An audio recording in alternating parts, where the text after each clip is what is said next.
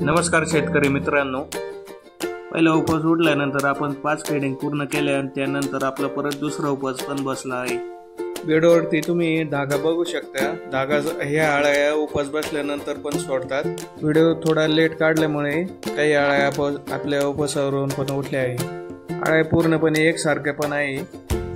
जवळपास 80% आपल्या अळ्या उपवासावरून उठल्या पण आहे, तर 20% अळ्या आपल्या उपवासावरून राहिलेल्या आहे। त्यानंतर अळ्या जेव्हा उपवासावरून उठतात तेव्हा या पद्धतीने कात पण टाकतात।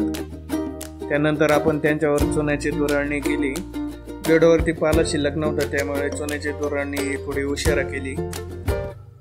त्यानंतर आपण शेडमध्ये आलो। शेडमध्ये आपण याआधी कळीच्या चुन्याचा पाण्याचा स्प्रे घेतलेला आहे। त्यानंतर डेकॉल आणि अस्त्र आणि त्यानंतर शेरी स्वच्छ या सगळ्या यांची फवारणी केली आहे। त्यानंतर शेड बंद केलं आणि फॉर्मलिंग मारून घेतली।